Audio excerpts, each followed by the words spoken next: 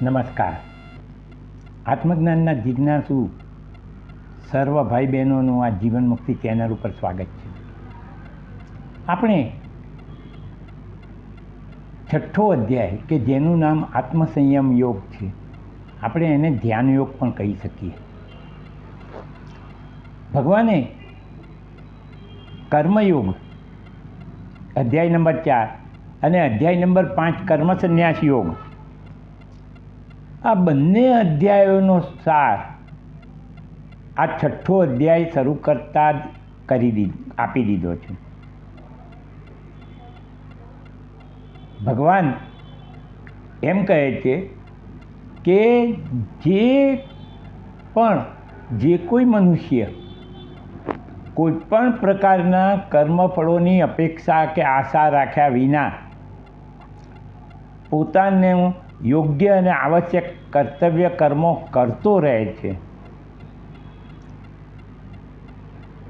એ મનુષ્ય આત્મસંયમ યોગ એટલે તમે એને ધ્યાન યોગ કહી શકો, જ્ઞાન માર્ગ પર આવવાનું પહેલું પગથિયું પણ કહી શકો, પાત્ર બને છે. મતલબ કે જેણે કર્મયોગનું બરાબર પાલન કર્યું હોય એ જ જ્ઞાન માર્ગ પર આવવાને પાત્રતા ધરાવે છે. પછી ભગવાન એમ પણ કહે છે કે કર્મયોગનું પાલન કરવાથી ચિત્તની શુદ્ધિ થઈ જાય, એ પછી કર્મોમાં ને કર્મફળોમાં મોહ અને આસક્તિ પણ યોગ્ય નથી. એટલે ચિત્તની શુદ્ધિ થયા પછી કર્મ સંન્યાસ એટલે કે કર્મોનો ત્યાગ ઉચિત છે. ભગવાને પહેલાં 2 શ્લોકમાં કહેલું છે. હવે ભગવાન શું કહે છે કે ભગવાને જે આગળ 5મા અધ્યાયમાં કહ્યું જ છે કે કર્મયોગી અને સાંખ્યયોગી એટલે જ્ઞાનયોગી બંને ફળરૂપે તો પરમાત્માની જ પ્રાપ્તિ કરે છે. અને આ પહેલાંના વિડીયોમાં મેં તમને કહ્યું કે કર્મયોગમાં કર્મફળોનો ત્યાગ મુખ્ય છે અને જ્ઞાન યોગમાં સંકલ્પો એટલે કે કામનાઓ એટલે કે અનકન્ટ્રોલ્ડ ઈચ્છાઓનો ત્યાગ મુખ્ય છે. કર્મયોગથી તમે તમારા કર્મનો આવશ્યક ઉચિત ધાર્મિક જે કંઈ કર્મ પરોપકારી લોકસંગ્રહી કાર્યો કરતા રહો, પણ એના કર્મફળોની આશા ના કરો. અને સાંખ્ય યોગ કામનાઓના ત્યાગ ઉપર ભાર મૂકે છે. કામનાઓ આપણામાં ઉઠતી રહે, અને એ પણ તમે જાણો છો કે કર્મોનું મૂળ કામનાઓ છે. જો કામનાઓ ના રહે તો કર્મફળો પણ ની આશા પણ ના રહે. અહીં હવે આપણે એક વાત આના પરથી સમજવા જેવી છે કે કર્મફળોનો ત્યાગ એટલે કે કર્મફળોની કર્તવ્ય કર્મો કરતા રહેવાનું છે, આચરણ કરવાનું છે, પણ એના કર્મફળોની આશાનો ત્યાગ. હવે કર્મફળોનો જો તમે ત્યાગ કરી દો તો કામનાઓ પણ આપોઆપ ઉઠતી બંધ થઈ જાય છે. કારણ કે કામનાઓ પૂરી કરવા માટે જ આપણે કર્મો કરીને કર્મફળોની આશા કરીએ છીએ. પણ જો કર્મફળોની આશા જ ના રહે તો કામનાઓ ઉઠીને પણ શું કરે? હવે આપણે બીજી બાજુ જોઈએ. આ કર્મયોગની રીત થઈ. ભગવાને જે કહ્યું છે ને કે કર્મયોગ અથવા તો સાંખ્યયોગ બંનેનું ફળ સ્વરૂપે તો એક પરમાત્માની પ્રાપ્તિ છે, એ હું તમને કહી રહ્યો છું, સમજાવું છું કે તમે કર્તવ્ય કર્મો કરતા રહો અને છતાં પણ જો કર્મફળોનો ત્યાગ કરો, કર્મફળોની આશા ના કરો. અને તમે એ પણ જાણો છો ભગવાને પહેલાંય કહી દીધેલું જ છે, કર્મણ્યેવાધિકારસ્તે મા ફલેષુ કદાચન, કે તારો ફક્ત કર્મ ઉપર અધિકાર છે, કર્મફળો પર તો તારો અધિકાર નથી. તું ગમે તેટલા કર્મફળોની આશા કરું પણ એ તો એ જ થવાનું છે જે ભગવાનને ઈચ્છ્યું છે આપવાનું. એટલે કર્મફળોનો ત્યાગ એટલે કે કર્મફળોની આશાનો ત્યાગ કરો તો કામનાઓ પણ ઉઠતી બંધ થઈ જાય છે. હવે આપણે બીજી બાજુ જોઈએ જ્ઞાનયોગની રીતે. જ્ઞાનયોગમાં સંકલ્પ એટલે કામનાઓના ત્યાગની વાત કરે છે. હવે આપણે એ વિચારીએ કે જો આપણે કામનાઓ છોડી દઈએ કોઈ પણ પ્રકારની તો કર્મફળોની આશાય નથી રહેવાની. કર્મફળો અને કામનાઓ અને કર્મફળો એ બંને એકબીજા સાથે જોડાયેલા છે. કર્મફળોની આશા ના રહે તો સંકલ્પો ઉઠતા બંધ થઈ જાય છે. અને જો સંકલ્પોનો તમે ત્યાગ કરો, કામનાઓનો ત્યાગ કરો તો કર્મફળોની આશા જ નથી રહેતી. કારણ કે કઈ કામના પૂરી કરવા માટે તમે કર્મફળોનો આશરો લો. એટલા માટે જ ભગવાને કહ્યું છે કે બંનેના કર્મયોગ કે સાંખ્યયોગ બંનેના ફળરૂપે પરમાત્માને જ પામે છે. તો પ્રશ્ન જે પ્રશ્ન અર્જુને ત્રીજા અધ્યાયમાં કર્યો તો એ જ પ્રશ્ન ફરીથી આવીને ઊભો રહ્યો.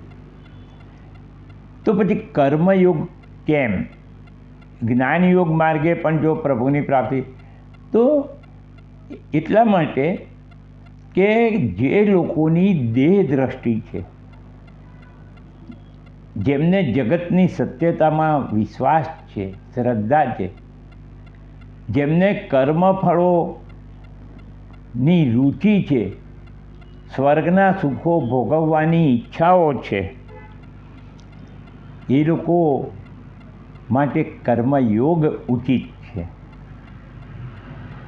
એટલે ભગવાને કર્મયોગ કહ્યો છે. એવું એક સમય આવે છે કે કર્મયોગનું પાલન કરતી વખતે તમને ઘણી વખતે પ્રોબ્લેમો ઊભા થતા હોય છે. કારણ કે સામાન્ય પ્રશ્ન આ જ ઉઠતો હોય છે કે જો તમારા મનમાં ઈચ્છા ના હોય તો તમે કર્તવ્ય કર્મો કરો જ શા માટે? કારણ કે સીધી વાત છે કે આપણી કોઈને કોઈ ઈચ્છા પૂરી કરવા જ આપણે કર્તવ્ય કર્મો કરતા રહીએ છીએ. અને મેં એક વિડીયોમાં કહ્યું છે કે ભગવાને આગ્રહ કર્યો છે કે તમારે કર્તવ્ય કર્મો કરતા રહેવાનું છે. કર્તવ્ય કર્મોને ટાળવાના નથી. કારણ કે કર્તવ્ય કર્મોને ટાળવાથી તો કોઈ પણ યોગ સિદ્ધ નથી થતો. એટલે જે લોકોની દેહ દ્રષ્ટિ છે એ લોકો કર્મયોગનું પાલન કરી પહેલાં એમનું ચિત્ત શુદ્ધિ કરે. ચિત્ત શુદ્ધિ થાય એટલે એ પોતે જ જે મનુષ્યની ચિત્તની શુદ્ધિ થઈ એ પોતે જ એની રીતે કર્તવ્ય કર્મોનું ભારણ ઓછું કરી નાખશે. અથવા તો એમ પણ કહી શકો કે કર્તવ્ય કર્મો એમની જાતે છૂટી જશે. અને એ રીતે કર્મયોગનું પાલન કરી, કર્મ સંન્યાસ કરી, ચિત્ત શુદ્ધિ કર્યા પછી જે માણસ ઇન્દ્રિય, મન, બુદ્ધિ ત્રણેયને ભોગોમાં આસક્ત થતાં રોકવામાં સમર્થ બને છે એ જ્ઞાન માર્ગ પર આવવાને પાત્રતા ધરાવે છે. આ છઠ્ઠો આત્મસંયમ યોગ એ જ્ઞાન માર્ગ પર આવવાની પૂર્વ તૈયારી રૂપનો શ્લોક છે.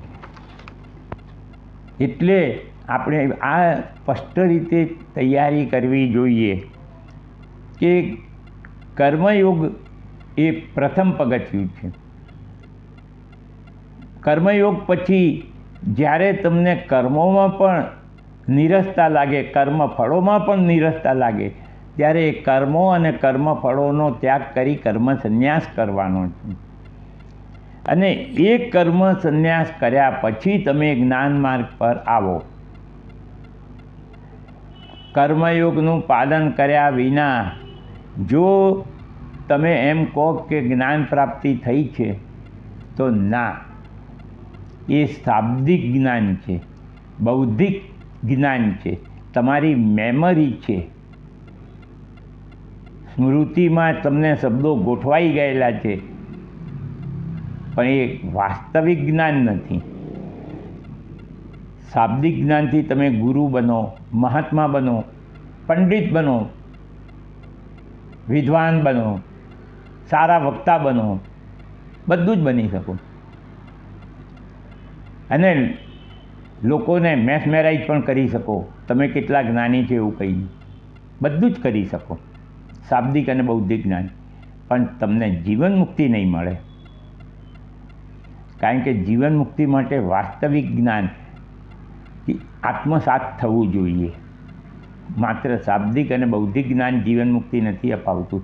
મેં તમને કહ્યું એમ એને સંસારમાં મહાત્મા બનાવી દે છે એટલું જ. તો હવે આપણે આત્મસંયમ યોગ એટલે કે ધ્યાન યોગમાં બેસતા પહેલાં શું શું કરવું જરૂરી છે ભગવાને કહ્યું છે, આખા 6થા અધ્યાયમાં એ જ કહ્યું છે. એની ચર્ચા હવે પછીના વિડીયોમાં આપણે કરીશું. ત્યાં સુધી નમસ્કાર.